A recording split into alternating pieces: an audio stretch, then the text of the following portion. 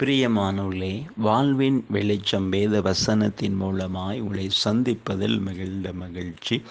இந்த நாளுக்குரிய வேத வசனம் 2 சாமுவேல் 22ஆம் அதிகாரம் 18வது வசனத்திலே நாம் பார்க்கிறோம். என்னிலும் பலவான்களாயிருந்த என் பலத்த சத்துருவுக்கும் என் பகைஞருக்கும் என்னை விடுவித்தார். பிரியமானவர்களே, இன்றைக்கு அநேகர் வாழ்க்கையில் சொல்லுகிறதை பார்க்கிறோம். எனக்கு மிஞ்சின ஒரு பாரம், எனக்கு மிஞ்சின ஒரு சுமையாக இருக்குது. என்ன என் பலத்துக்கு மிஞ்சின ஒரு பாரம் அது அப்படி சொல்லி அநேகர் சொல்லுகிறதை நாம் பார்க்கிறோம். பிரியமானவர்களே, இந்த வசனத்திலே நாம் பார்க்கிறோம், என்னிலும் பலவான்களாயிருந்த என் பலத்த சத்துருவுக்கும் என் பகைஞருக்கும் என்னை என்ன செய்தாரா? விடுவித்தார்.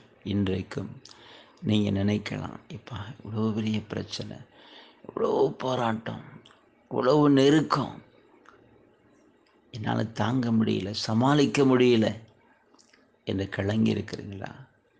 உங்களை விடுவிக்க இயேசு கிறிஸ்து வல்லவராக இருக்கிறார். அவர் சொல்லி என்னை விடுவித்தார். அப்போ யோசித்து பாருங்க, அவர் விடுவித்தவர் உங்களை விடுவிக்க மாட்டாரா? நிச்சயமாய் ஆண்டவர் உங்களை விடுவிப்பார். உங்கள் வாழ்க்கையில் இருக்கிற எல்லா நெருக்கங்களும், எல்லா பிரச்சனைகளுக்கும் ஆமேன் ஒரு முடிவு உண்டு. ஆண்டவர் உங்களை விடுவித்து உங்களை மகிமையாக நடத்த போகிறார். சோர்ந்துடாதீங்க, கலங்கி போயிடாதீங்க. அவருடைய முகத்தை மாத்திரம் நோக்கி பாருங்க. நிச்சயமாக ஆண்டவர் இந்த நாளில் ஒரு அற்புதத்தை செய்வார். என்னால் தாங்க முடியல, எனக்கு சமாளிக்க முடியல, எனக்கு பலன் இல்லை என்று சொல்லி அநேகர் அழைத்து கொண்டு இருக்கிறீங்க.